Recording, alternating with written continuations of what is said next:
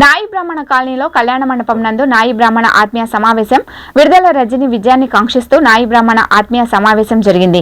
ఈ సమావేశానికి ముఖ్య అతిథిగా 39వ డివిజన్ కార్పొరేటర్ బాబు, లాల్పురం రాము తదితరులు పాల్గొన్నారు।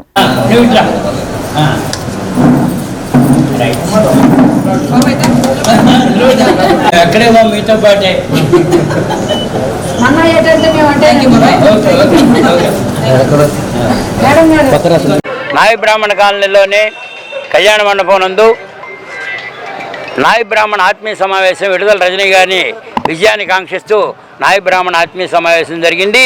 ఈ సమావేశానికి ముఖ్య అతిథులుగా 39వ డివిజన్ కార్పొరేటర్ బాబు గారు, అలాగే లాల్పురం రాము గారు డివిజన్ నియోజకవర్గ అబ్జర్వరు ఇచ్చేశారు।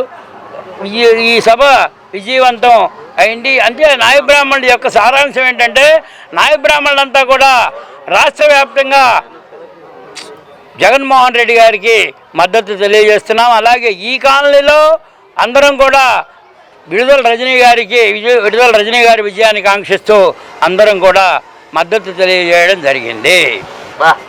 ఈ యొక్క సమస్యలు ఇప్పుడు సమస్యలు కాకుండా గతంలో కూడా జగన్మోహన్ రెడ్డి గారు మా యొక్క కోరికలు నాయి బ్రాహ్మణ కుల వివక్ష జీవో తీసుకురావడం జరిగింది।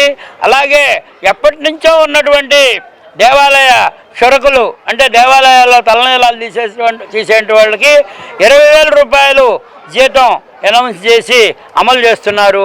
అలాగే ఈ వాయిద్య కళాకారులను కూడా పర్మనెంట్ చేయడం జరుగుతుంది।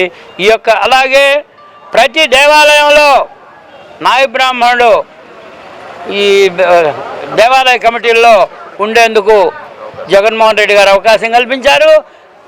తిరుమల తిరుపతి దేవస్థానం ప్రపంచంలో అత్యున్నతమైనటువంటి తిరుమల తిరుపతి దేవస్థానంలో కూడా నాయి బ్రాహ్మణుడికి అవకాశం కల్పించారు। ఇటువంటి మా కార్యక్రమాలు చేసినందుకు మేమందరం కూడా జగన్మోహన్ రెడ్డి గారికి రుణపడి ఉంటాం। రేపు ఎన్నికల్లో కూడా నాయి బ్రాహ్మణులంతా కూడా ఏకదాటిగా జగన్మోహన్ రెడ్డి గారికి మద్దతు తెలియజేయడం జరుగుతుంది।